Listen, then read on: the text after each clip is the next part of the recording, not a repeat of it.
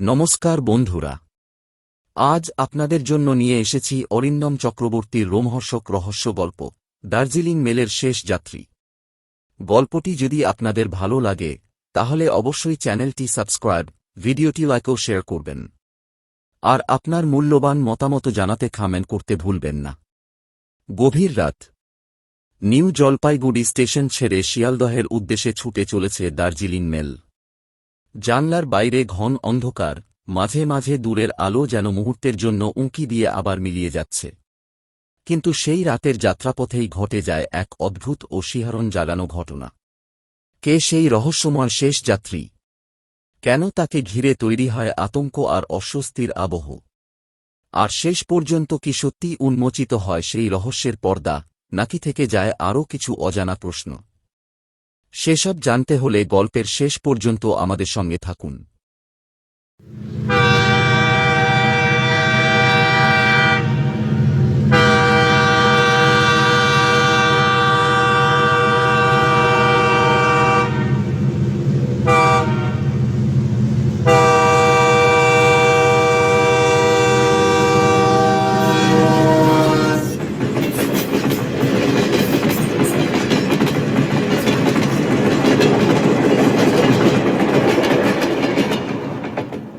রাত 10:30।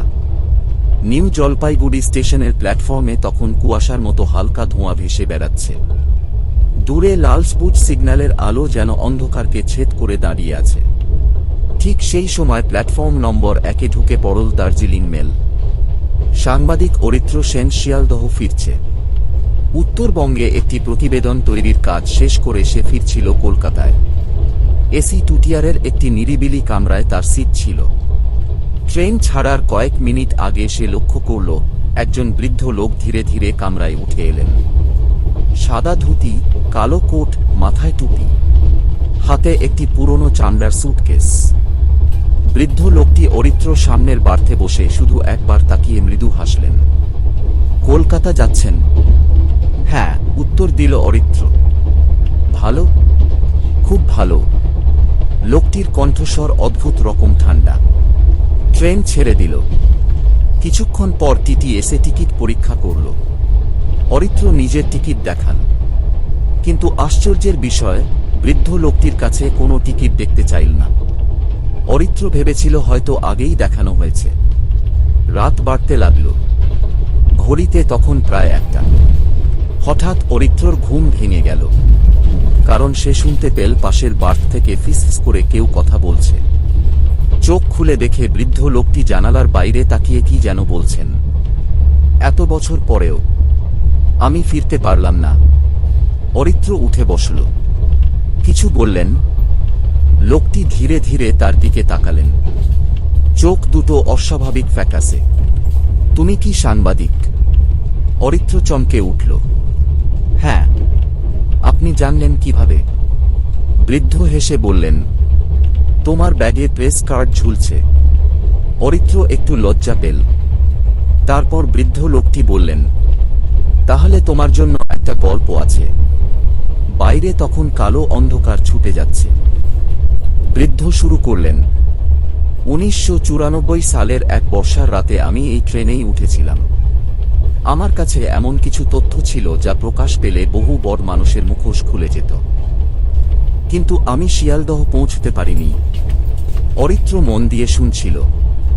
লোকটি বলতে লাগলেন, তিনি নাকি একজন সরকারি তদন্তকারী ছিলেন।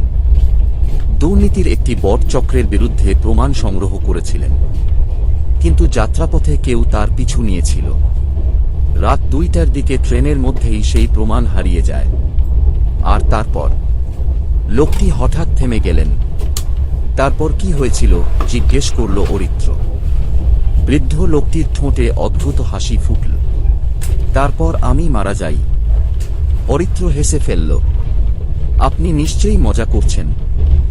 বৃদ্ধ কিছু বললেন না, শুধু জানালার বাইরে তাকিয়ে রইলেন। ঠিক তখনই ট্রেন একটি অন্ধকার স্টেশন পার হচ্ছিল। স্টেশনের আলো কামরার ভেতরে পড়তেই অরিত্রর শরীর ঠান্ডা হয়ে গেল, কারণ কয়েক সেকেন্ডের জন্য সে দেখল বৃদ্ধ লোকটির নিচে কোনো ছায়া নেই, একদম নেই। অরিত্র চোখ কচলাল। আবার তাকাতেই সব স্বাভাবিক। সে নিজেকে বোঝালো হয়তো ঘুম ভরে ভুল দেখেছে, কিন্তু ভয়টা আর কাটল না। বৃদ্ধ নেই, সুটকেসও নেই। ভাবল হয়তো অন্য কোথাও গেছেন, কিন্তু ট্রেনের এক প্রান্ত থেকে অন্য প্রান্ত পর্যন্ত খুঁজেও কাউকে পাওয়া গেল না। অদ্ভুত বিষয়, কেউ যেন এমন কোনো যাত্রীকে দেখেইনি। অরিত্র ফিরে এসে নিজের সিটে বসতেই চোখে পড়ল সামনের বার্থের নিচে একটি পুরনো ডায়েরি। কালচে মলাট, ধুলো জমে আছে।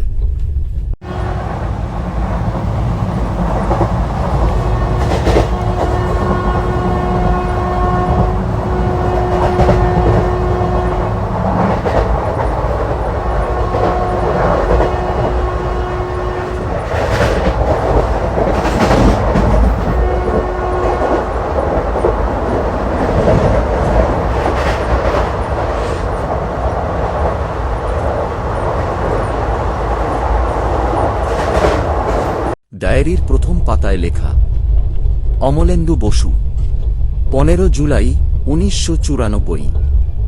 অরিত্রর বুক কেঁপে উঠল।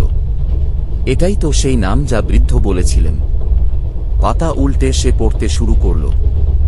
ডায়েরির শেষ কয়েকটি পৃষ্ঠায় দুর্নীতির বিশদ লেখা। কয়েকজন প্রভাবশালী ব্যক্তির নামও ছিল। শেষ পাতায় কাঁপা হাতে লেখা, যদি কেউ এই ডায়েরি খুঁজে পায় সত্যিটা প্রকাশ করবে। নিচে তারিখ 15 জুলাই 1994। তারপর আর কিছু নেই। শিয়ালদহ পৌঁছে অরিত্র সরাসরি নিজের অফিসে গেল। পুরনো সংবাদপত্র ঘাঁটতে শুরু করল। ঘণ্টাখানেক পর সে একটি খবর পেল। তারিখ 16 জুলাই 1994। শিরোনাম, দার্জিলিং মেল থেকে নিখোঁজ তদন্তকারী অমলেন্দু বসু। পরদিন রেললাইনের ধারে তার মৃতদেহ উদ্ধার হয়েছিল। অরিত্রর হাত কাঁপতে লাগল। তাহলে গতরাতে সে কার সঙ্গে কথা বলেছিল? আর সেই ডায়েরি? পরবর্তী কয়েক সপ্তাহ ধরে সে তদন্ত চালাল। এক এক করে বহু পুরনো তথ্য সামনে এল। কিছু মানুষ এখনও জীবিত, কিছু নাম আজও প্রভাবশালী। অবশেষে একটি বিস্ফোরক প্রতিবেদন প্রকাশিত হল। সারা রাজ্যে তোলপাড় শুরু হয়ে গেল। বহু বছরের চাপা সত্য প্রকাশ্যে এল। অরিত্র মনে মনে ভাবল, হয়তো এটাই ছিল অমলেন্দু বসুর শেষ ইচ্ছে। কিন্তু গল্প এখানেই শেষ নয়। প্রতিবেদন প্রকাশের এক সপ্তাহ পর আবার অরিত্র দার্জিলিং মেলে উঠল। এবার সে ইচ্ছে করেই একই কামরায় বুকিং করেছিল। মনে মনে ভাবছিল হয়তো সবটাই কাকতালীয় ছিল। রাত 1টা, সবাই ঘুমিয়ে। হঠাৎ তার মোবাইলে একটি নোটিফিকেশন এল। কোনো নম্বর নেই, কোনো নাম নেই, শুধু একটি মেসেজ, ধন্যবাদ, এখন আমি বাড়ি ফিরতে পারব। মেসেজটি পরেই স্ক্রিন কালো হয়ে গেল। আর কখনো সেই মেসেজ খুঁজে পাওয়া যায়নি। অরিত্র কাঁপতে কাঁপতে মাথা তুলল। সামনের খালি বার্থে কয়েক সেকেন্ডের জন্য সে দেখল সেই বৃদ্ধ লোকটি বসে আছেন, মুখে শান্ত হাসি। ধীরে ধীরে হাত তুলে বিদায় জানালেন। তারপর শূন্যে মিলিয়ে গেলেন। বাইরে তখন দার্জিলিং মেল ছুটে চলেছে অন্ধকার ভেদ করে। আর হয়তো কোথাও বহু বছরের অপেক্ষার পর এক অশান্ত আত্মা অবশেষে তার গন্তব্য খুঁজে পেয়েছে।